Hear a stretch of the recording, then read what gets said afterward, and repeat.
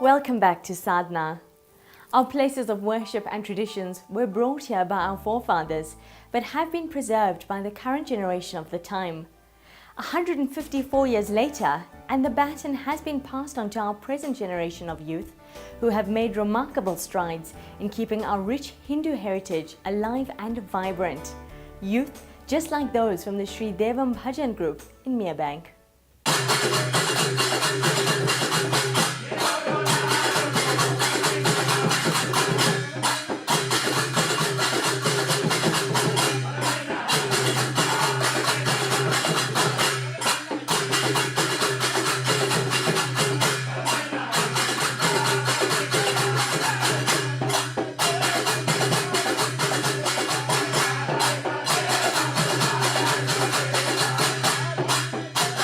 The Sri Devam Bhajan group first came along in 2009 around February.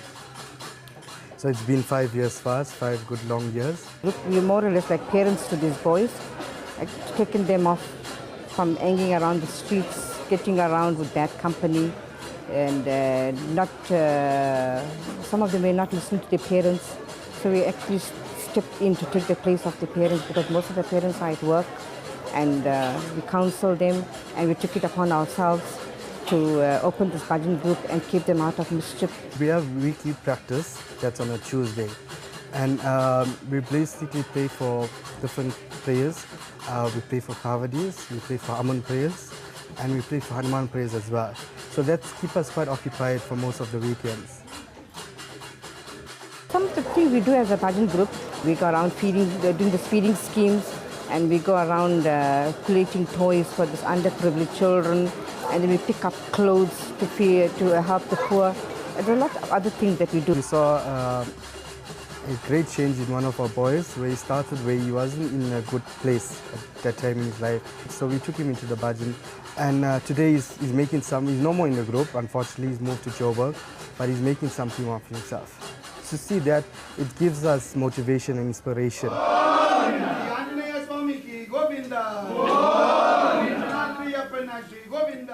We play our heart out, and we simply enjoy what we do. Okay, the bhajan is form of seva and sadhana, and they have a very, in fact I can speak for everyone here, they have passion for this and they enjoy what they do. And when it comes to a bhajan, they're excited. I mean, when you tell them they'll be playing so and so prayer at certain hours or anywhere, they're excited and they're ready to go. The Sri Devam Bhajan group, they're not just the boys or anything like that, so they're like brothers, it's a brotherhood, and we take care of each other.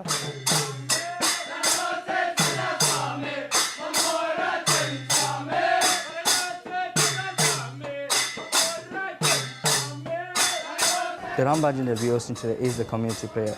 Well, we did host the first one about 2 years ago. It went really well, so the community did ask us to do another one. The reason why we made a community prayer because not much people can afford the actual Ram Bhajan. As the Bhajan group, we host the Ram Bhajan to help the community. You're more than welcome to call your chants and partake in the prayer. We've been preparing for this Ram Bhajan for quite some time, from last year, and the community, the donations, sponsors, from the children of the Bhajan group, their parents and friends, relatives, neighbors, and the people from the community, everybody contributed towards this function to make it a success.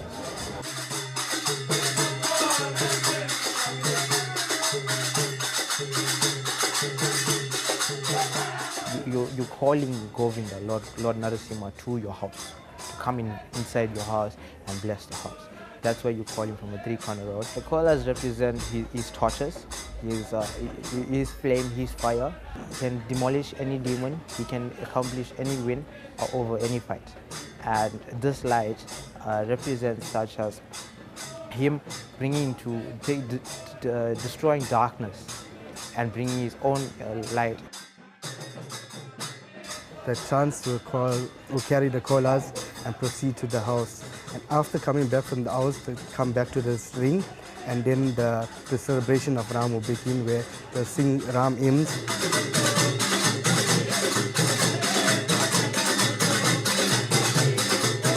The basis of performing Ram Bhajana is linked very much to the Ramayana. It is the battle Ram and Lakshmana, the brothers, had endured. During the course of the Ram Bhajana, you'll hear a lot of padyams. Padyams is more like prayers, and these are poems that have been written by great saints. I've noticed over the years that the steps gets more and more intricate, it gets more exciting. Different groups have different steps that sets them aside from each other.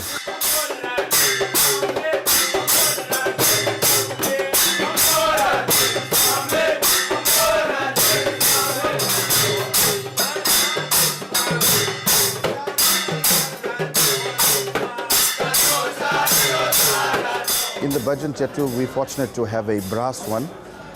It composes of 16 lamps that would stay lit during the course of the night. That lamps is significant, as I said earlier, with the dispel of good over evil. Hanuman is one of the biggest devotees to Lord Ram. So wherever is Lord Ram is Lord Hanuman. So that's why when you partake in the Ram Bhajan, you also give Lord Hanuman's name in chants. There's a lot of sweetmeats, fruits that's offered, especially rot, because of Lord Hanuman. Anything that's offered but without salt. Because when you offer prasadam to Lord Vishnu, you don't offer salt.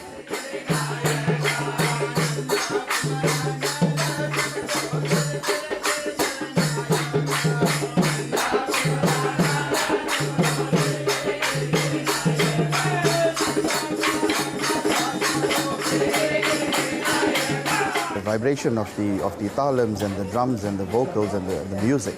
In that atmosphere where you are transformed as an individual, whether you're playing the instrument or not, and that transformation then puts you into a feeling of greatness, being closer and a step closer to God.